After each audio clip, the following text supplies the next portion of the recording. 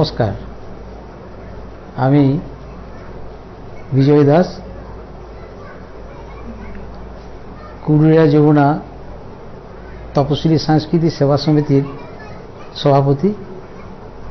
এই যে আমাদের ক্লাব প্রথমে আমরা শুরু করেছিলাম খুব কষ্টের মধ্যে, কয়েকজন মিলে আমরা প্রথমে এখানে বসে থাকতাম।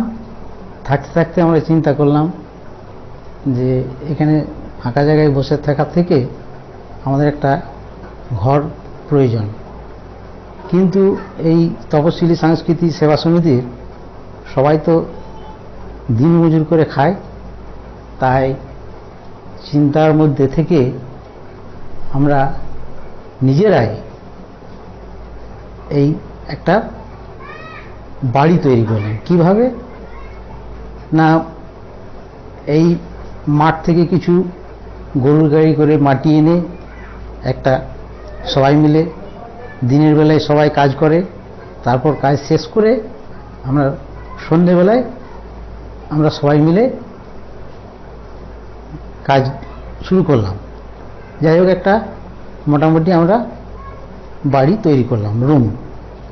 তারপর সেই রুমটি তৈরি করার পর আমাদের সঙ্গে আরও কিছু আমাদের কর্মের উন্নতি দেখে কিছু সহৃদয় ব্যক্তি আমাদের কাছে এলেন, তারাও আমাদের সহযোগিতা করলেন। সেইভাবে আমরা এই ক্লাবটি শুরু করলাম। কিন্তু ক্লাব করলে তো হবে না, ক্লাবের নিয়ম হচ্ছে যেন 5 জনের কাজে সহযোগিতা করতে পারি, পাশে দাঁড়াতে পারি। সেই জন্য আমরা সবাই সদস্যরা কিছু ফান্ড তৈরি করলাম। 10-20 জন মিলে আমরা তৈরি করলাম ফান্ড। সেই ফান্ডের টাকা নিয়ে আমরা চিন্তা করলাম ক্লাবটাকে রেজিস্টার করতে হবে। তাই সেই কালেকশনের মাধ্যমে আমরা ক্লাবটি রেজিস্টার করলাম। রেজিস্টার করার পর আমরা সরকারের কাছে কিছু অনুদান পেয়েছিলাম ক্রীড়া দপ্তর থেকে। সেই সহযোগিতায় আমরা একটি ছোট্ট জিম ঘর তৈরি করেছি। আর সেই সহযোগিতায় আমরা বিভিন্ন ফুটবল টিম, ক্রিকেট টিমকে আমরা ফুটবল, ক্রিকেট দান করেছি। দুঃস্থদের আমরা কম্বল দান করেছি, মশারি দান করেছি। আমরা free health check up centre খুলেছি। আমরা তারপর আমাদের আরেকটা বিশেষ কারণ হলো, আমরা চিন্তা ভাবনা করলাম যে মানুষকে কিছু শিক্ষা দিতে গেলে কিছু জিনিস করা দরকার। সেই চিন্তা ভাবনা করে আমরা কিছু একাঙ্ক নাটক আমরা শুরু করলাম। তা আমরা তো নিজেরা নাটক করতে পারি না, তাই আমাদের পাশের গ্রামে একজন থাকেন, তিনি আমাদের সহযোগিতা করেছেন। তিনি নাট্য চর্চা করেন, তিনি নাটক লেখেন। তিনি আমাদের সঙ্গে সেই নাট্যর সঙ্গে সহযোগিতা করে সেই নাটক আমরা বিভিন্ন জায়গায় যাই প্রতিযোগিতায়, এবং আমরা প্রতি বছরই ছাত্র যুব অনুষ্ঠানে আমরা যোগদান করি এবং প্রতি বছরই আমরা একটা পজিশন পাই। এইভাবে আমাদের সাংস্কৃতিক অনুষ্ঠান শুরু হয়। তারপর আরও বাচ্চা আমাদের ক্লাবের ছেলেমেয়েরা তারা গান বাজনাও করে। এইভাবে আমাদের ক্লাব শুরু। আর আমাদের এখন একটাই উদ্যোগ, সেটা হচ্ছে যে এটাকে আরও কি করে বড় করা যায়, এটাই একটা আমাদের উদ্যোগ। তাই আমরা চেষ্টা করছি যে এটা কি করে বড় করা যায়। আমাদের উদ্যোগ হচ্ছে যে এই জিম ঘর আমরা করেছি, সেই জিম ঘরটি যেন আমরা আরও বড় আকারে নিয়ে যেতে পারি। এবং আমাদের এখানে সব তো তপশিলি সম্প্রদায়ভুক্ত, সবাই তো খেটে খায়।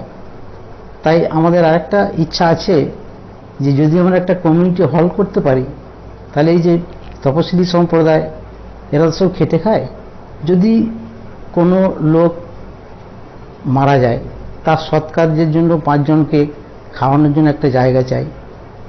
তো এমন একটা পরিবেশের মধ্যে এই ক্লাব, কারো কোনো সামর্থ্য নেই। তাই আমাদের ইচ্ছা যে একটি কমিউনিটি হল আর এই জিমটাকে আমরা বড় আকারে করবার চেষ্টা করছি। ধন্যবাদ।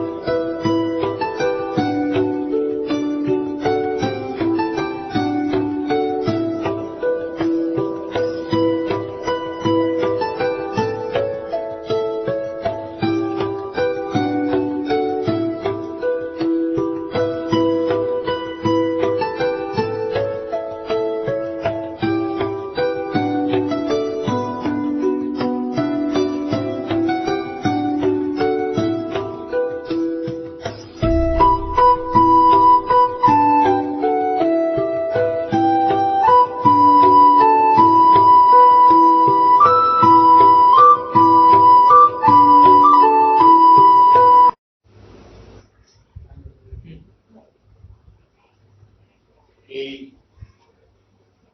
পুরুলিয়া যমুনা তপশিলি সাংস্কৃতিক সেবা সমিতির সাথে আমি যুক্ত হই 2000 সালে।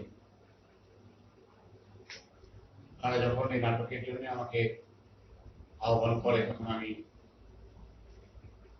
যেহেতু আমি নাটকের লোক, সেই আহ্বানে সাড়া দিয়ে আমি এদের সাথে যুক্ত হই। কিন্তু এসে এখানে যেটা দেখলাম যে হয়তো নাট্য চর্চাতে এরা অনেকটা পিছিয়ে, কিন্তু মানসিকতায় অনেকখানি এগিয়ে। এই কারণে বলছি যে অনেক জায়গায় আমরা দেখি যে অনেক কিছু সুযোগ সুবিধা আছে, কিন্তু নাট্য চর্চার ক্ষেত্রে প্রচন্ড হানি। এদের এখানে এসে দেখলাম অনেক কিছু নেই, কিন্তু নাট্য চর্চার ক্ষেত্রে এদের যে আগ্রহ এবং ইচ্ছা, মানসিকতা, তাই আমি এদের সাথে ওতপ্রোতভাবেই জড়িয়ে পড়লাম। আমি দেখেছি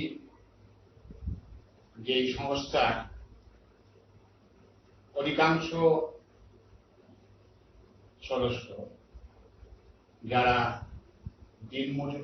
দিনমজুর খেতে সংসার চালায়, সারাদিন হাড় ভাঙা পরিশ্রম করে,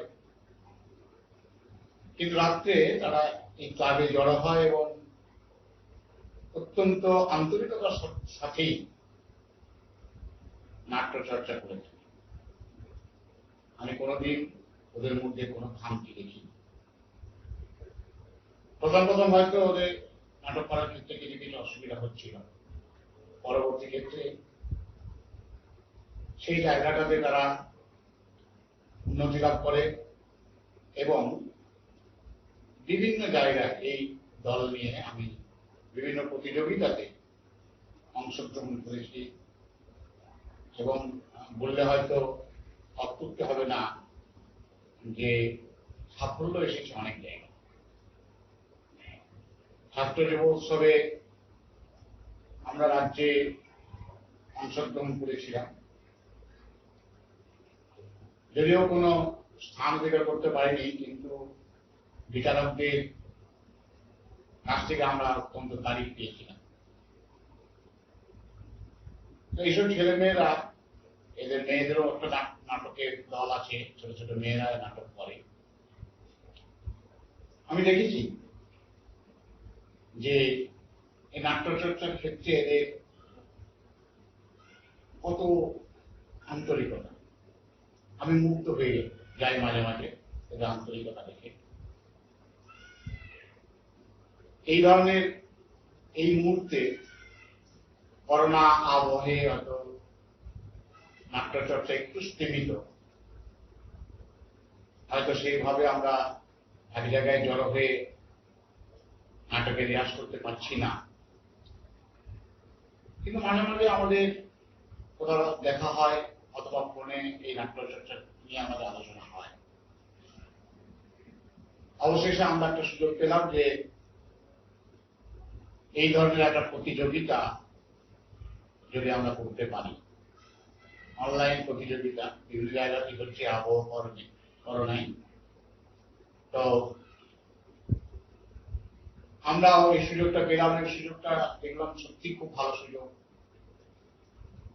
তাই এই সুযোগটা আমরা কাজে লাগাবার চেষ্টা করছি। আপনাদের সকলকে আমি এই সংস্থার পক্ষ থেকে অনুরোধ করব যে আপনারা আসুন, এই প্রতিযোগিতায় আপনারা অংশগ্রহণ করুন এবং আমরা এই করোনা মোকাবেলায় আমরা অগ্রণী ভূমিকা গ্রহণ করে থাকি। আমরা যেন মানুষের কাছে এই বার্তা দিতে পারি যে